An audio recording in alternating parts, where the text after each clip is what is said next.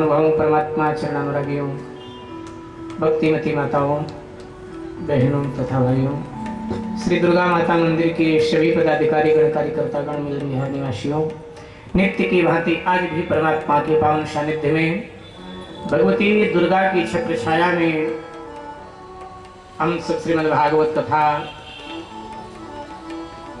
का दर्शन करने के लिए यहाँ एकत्रित हैं।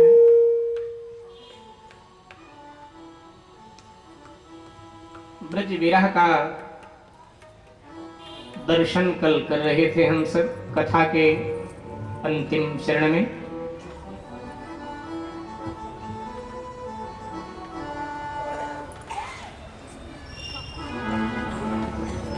ब्रज के विरही लोग दुखाए। शास्त्रकार कहते हैं कि बहुत दुखित हैं ब्रज के लोग कृष्ण विरह में, कृष्ण चिंतन में दुखित। लेकिन उनका ये दुख महासुख है, परम आनंद है। इससे बढ़कर और कोई आनंद ही नहीं। जिस दशा को योगी लोग चाहते हैं, ऋषि लोग जिस अवस्था के लिए भगवान से प्रार्थना करते हैं कि मुझे ये अवस्था प्राप्त हो, वो अवस्था ब्रज के लोगों को सहज ही प्राप्त हो गया। उन्हें कोई प्रयास नहीं करना पड़ा, बिना प्रयास के प्राप्त। इधर भगवान श्री कृष्ण बलराम जी के साथ उज्जैनी संदीपनी गुरु के आश्रम में विद्या अध्ययन करने के लिए जाते हैं और अति अल्प समय में दोनों भ्राता सभी विद्याओं में पारंगत हो जाते। अब जब सभी विद्याओं में भगवान श्री कृष्ण बलराम परिपूर्ण हो गए तो फिर गुरुदेव से निवेदन किया कि महाराज अपनी दक्षिणा आप मांग लें, जिससे मैं गुरु के ऋण से पूर्ण हो जाऊं। यूं तो परमात्मा पढ़े एक कौतुक मात्र है, एक लीला मात्र है। जिनके श्वास से वेद की ऋचाएं निकल रही हैं, उस परमात्मा को भला क्या सीखना है, क्या पढ़ना है। लेकिन मानवीय अवतार लेकर प्रभु गुरु शिष्य परंपरा का दिग्दर्शन हमको करा रहे हैं। इसलिए प्रभु अध्ययन के लिए गए, गुरुकुल के सभी नियमों का पालन करके उन्होंने विद्या अध्ययन किया और अब पूर्णता को प्राप्त हुए हैं। संदीपनी से जब कहा कि गुरुदेव आप गुरु दक्षिणा मांग लें, गुरु ऋण से मुझे मुक्त करें, तो संदीपनी महाराज के आंखों में प्रेमाश्रु आ गए। संदीपनी महाराज ने कहा कि तुम जैसा मुझे शिष्य मिला, यही मेरा सौभाग्य है, यही मेरा सर्वस्व है और यही मेरी गुरु दक्षिणा है। भगवान ने कहा नहीं गुरुदेव, ऐसे तो बात नहीं बने, कुछ ना कुछ तो आपको लेना पड़ेगा और वो जो आप कहें हम उपलब्ध कराएं। और जब बहुत बार भगवान ने कहा तो संदीपनी गुरु ने बात खत्म करने के लिए, अपना पीछा छुड़ाने के लिए कह दिया कि बेटा हमें तो कुछ नहीं चाहिए। हाँ, अपनी गुरु माता से पूछो, उन्हें कुछ चाहिए तो दे दो। और तब गुरु माता के पास भगवान आए और भगवान ने पूछा, मां हम गुरु दक्षिणा में क्या दें? अपने आप दें या आप मांगेंगे? गुरु माता ने कहा कि नहीं बेटा, मैं मांगूंगी, मांग करके लूं। बेटा मैं एक मां हूं और मां को सर्वाधिक पुत्र प्रिय होता है। मां को अगर सर्वाधिक कुछ प्रिय होता है तो पुत्र प्रिय होता है। बेटा मेरे भी एक पुत्र था, शंखासुर नाम के दानों ने उसका अपहरण कर लिया। अब कहां ले गया कुछ नहीं पता, हमने सुना कि समुद्र में ले गया है मेरे पुत्र। हमने अनेक प्रयत्न किया लेकिन मैं अपने पुत्र को प्राप्त नहीं कर पाया। बेटा, हमने सुना है कि आप ब्रह्म हैं, परमात्मा हैं। यते चांस कला पुंसा कृष्णास्तु भगवान स्वयं, ऐसा हमने सुना है। और मुझे लग रहा है कि आप भगवान हो। बेटा, दक्षिणा में कुछ अगर देना चाहते हो, मेरा पुत्र मुझे दे। भगवान ने कहा अवश्य मां, जो आपने मांगा है वही आपको दूंगा। बलराम जी के साथ भगवान समुद्र में गए, शंखासुर दानों को मार दिया। पांचजन्य नामक जो शंख है वहीं से प्रभु को प्राप्त हुआ। सागर में खोज किया लेकिन वहां नहीं मिला गुरुपुत्र। पता लगा उसकी मृत्यु हो चुकी है, वो यमराज के पास है।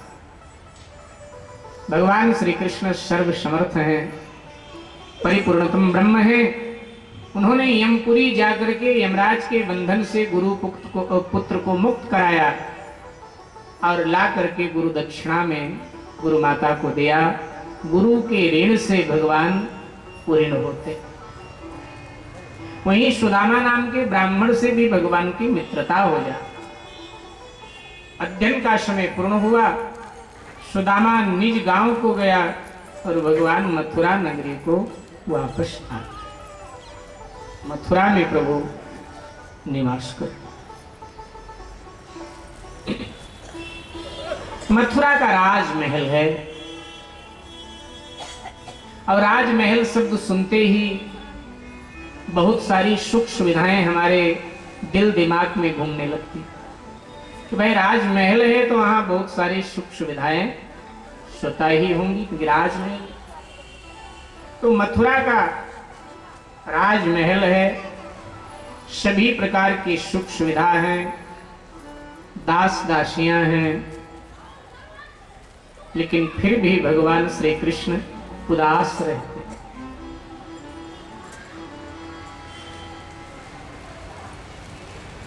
उदासी है।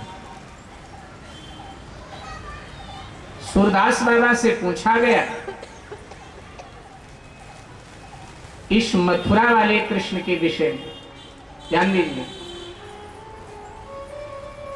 भगवान श्री कृष्ण का जीवन 3 भाग में बटा हुआ। 3 भाग, ब्रज का विहार, ब्रज विहार, मथुरा विहार, द्वारिका विहार। लेकिन हर अंतःकरण में कृष्ण की जो छवि है, हर अंतःकरण, वो ब्रिज के कृष्ण की छवि बसी है, न तो मथुरा के कृष्ण की और न ही द्वारिका के कृष्ण। ब्रिज का कृष्ण ही हर हृदय में बिहार, मथुरा और द्वारिका वाला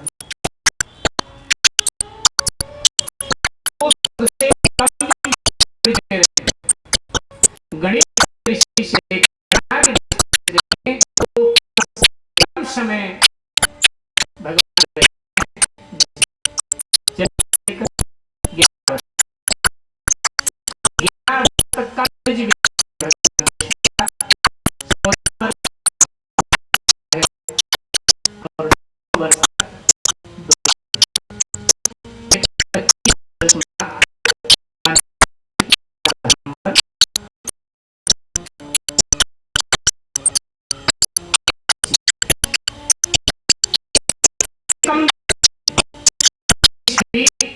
भगवान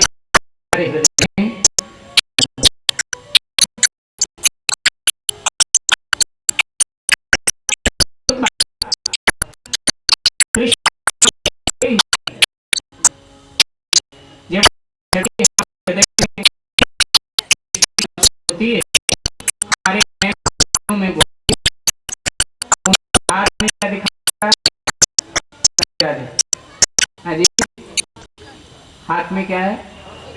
अजी बांसुरी। हाथ में बांसुरी दिखाई दे जाती, बांसुरी वाला कृष्ण। जबकि बांसुरी भी सबसे कम दिन रही भगवान के हाथ में। ज्यादा तो सुदर्शन चक्र रहा है उनके उंगली पर, उनके हाथ में। बांसुरी बहुत कम दिन रही, लेकिन दिखाई बांसुरी देती है, उस सुदर्शन चक्र वाला कृष्ण रास नहीं आया, बांसुरी वाला कृष्ण रास आया।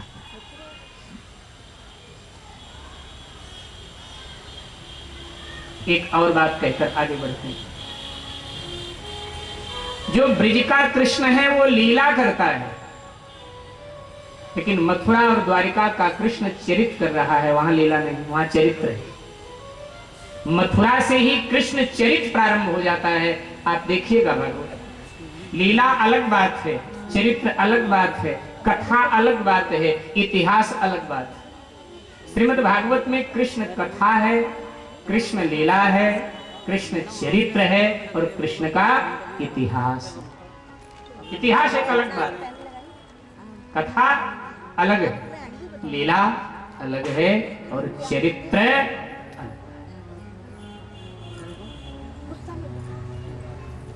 लीला ब्रज में की है, क्योंकि मथुरा और द्वारिका में तो चरित्र है और लीला में ही आनंद आता है, चरित्र में इतना आनंद नहीं, लीला में। तो प्रभु उदास है। सूरदास जी ने अपने शब्दों में कहा, सुरसागर में कहा, निस्दिन राहत उदासी। प्रभु आप ब्रज छोड़ने के बाद में उदास, इतनी उदासी क्यों, वापस आ जाइए, हम फिर आपका स्वागत करेंगे, तहे दिल से आपको स्वीकार करेंगे। आप ब्रज आइए, आप मथुरा जाकर उदास हो, निस्दिन राहत उदास है। कोई याद, कोई पीड़ा, कोई दर्द हृदय में है जो प्रभु को रुला दिया करते,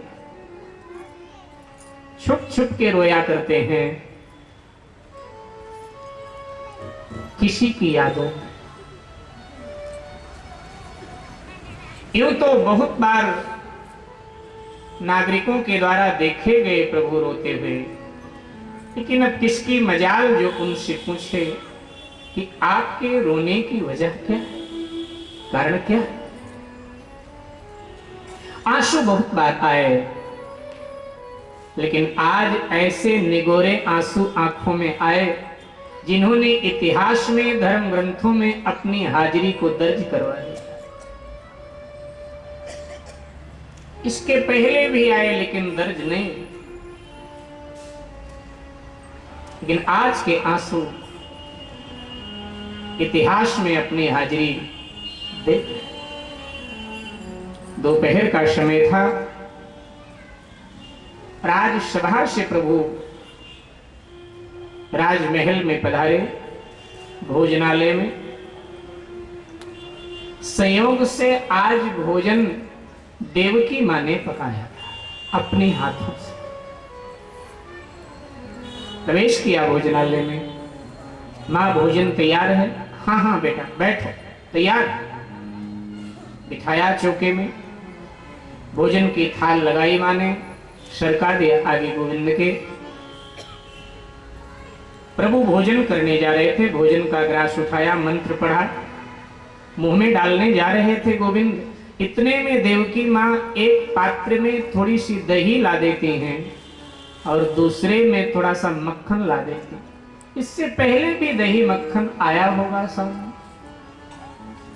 अथवा राजमहल है ना भी आया हो, बड़े दिनों बाद नंबर लगा हो इसका। अनेक प्रकार के खाद्यान्न होते हैं राजमहलों में, जो भी कारण रहा हो, लेकिन जैसे दही का वो पात्र और माखन का वो पात्र माने आगे सरकाया, गोविंद की दृष्टि जैसे ही पड़ी दही और माखन पर, शरीर में रोमांच हो गया, रोंगटे खड़े। प्रेम की 8 अवस्थाएं श्रीमद् भागवत में बताई गई। प्रेम की 8 अवस्था, उनमें से एक अवस्था है रोमांचित होना, अचानक रोंगटे खड़े हो जाना, शरीर में विप्लव यानी कंपन होना, प्रिय की याद में अथवा प्रियतम की याद में। अचानक जैसे दही और माखन पर दृष्टि गई, भगवान के रोंगटे खड़े हो गए, शरीर में कंपन हुआ। कई बार साधना में भी ऐसा होता है, माला जपते जपते, ध्यान करते करते, पाठ करते करते ऐसा हो तो आप समझे ये अच्छी निशानी। ऐसा होता है, कई बार आपने अनुभव किया होगा साधना में बैठने, ऐसा अचानक गर्मी है फिर भी ठंड सी लग जानी, अचानक ऐसा हो। ये सब भक्ति की अवस्था, प्रेम की अवस्था है। अचानक रोंगटे खड़े हो गए, कंपन हुआ शरीर में और हाथ से भोजन का ग्रास छूट गया। भगवान को बूढ़ी मां यशोदा याद आ गई। यूं तो पहले भी बहुत बार याद आई थी, लेकिन आज जितनी याद आई इससे पहले इतनी कभी आई। बूढ़ी मां यशोदा याद आई, बूढ़े बाबा नंद दिखाई देने लगे, राधा ललितादि गोपियों की झांकी हो गई, ग्वालों की हंसी ठिठोली याद आई, गायों का प्रेम याद आया।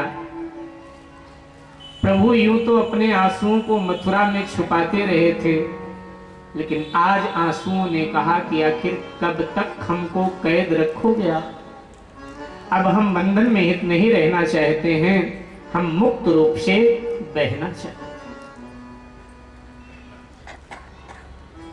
और आज प्रभु ने आंसुओं को बंधन से मुक्त कर दिया। अभी तक बंधन में थे आंसू प्रभु के, लेकिन आज झरझर आंसुओं की बरसात आंखों से हो गई। नन्हे बच्चे की भांति गोविंद सिसकियां लेने लगे, आंखों से आंसू की बरसात उठ गई। थाल सरका दिया, बोले मां फिर खाऊंगा, अभी भूख। और रोते हुए अंतःपुर की ओर जाने लगे। देवकी ने कहा, बेटा क्या बात है, रो क्यों रहा? लेकिन कोई जवाब नहीं दिया गोविंद ने। अंतःपुर में प्रवेश कर द्वार लगा लिया और उन्मत्त की अवस्था में हो गए प्रभु। जैसे एक पागल कभी इधर दौड़ता है कभी उधर दौड़ता है, ऐसे पागल की भांति राजमहल में प्रभु कभी इधर से उधर दौड़ते। कभी पलंग पर लेटते हैं, लेकिन बेचैनी इतनी हो रही है, राजमहल की खिड़की खोल करके ब्रिज की ओर देखते हैं, हवा के झोंके आ रहे। हवा चले तो स्वतः चल रही, हवा चल, पवन के झोंके। भगवान कहते हैं, ये पवन देव तेरी गति सर्वत्र है, सभी जगह है। ब्रिज की ओर से आ रहा है, ब्रिज की माटी को छू करके आ रहा है, मेरे शरीर में लग के मेरे शरीर को पावन कर दे। मुझे लग रहा है तू बार बार आकर राजमहल की खिड़की से टकरा रहा है, और कोई तेरी भाषा समझ नहीं सकता, लेकिन मैं समझ सकता हूं। मुझे लग रहा है मेरी माँ यशोदा ने, बाबा नंद ने, राधा जी ने और मेरे सखाओं ने कोई संदेशा दिया होगा और निष्ठुर कह करके मुझे संबोधित किया होगा। माँ ने तो जरूर निष्ठुर कहा होगा कि जा करके मेरे उस निष्ठुर पुत्र से कहना कि तूने कहा था कि मैं परसों लौट आऊंगा और फिर माँ बेटे दोनों साथ साथ भोजन करेंगे, लेकिन तेरा परसों वर्षों में बदल गया और माँ तक आने की फुर्सत नहीं तुझे। निष्ठुर कहकर संबोधित किया। कहो, डरो मत, जो हमारी माँ ने, बाबा ने संदेशा कहा हो, संदेशा को बार बार हवा से, पवन से बात करो। बेचैन हो रहे, वही फिर मुझे याद आने लगे हैं, जिन्हें भूलने में जमाने लगे हैं, वही फिर मुझे याद आने। इधर से सूरदास बाबा नहीं रह पाए। भावुक बाबा के हृदय ने बोलना प्रारंभ कर दिया, तो सूर बाबा ने कलम उठा लिया और बाबा बोलने लगे, को जाने ये राह विरह की, ये विरह का पथ है, इससे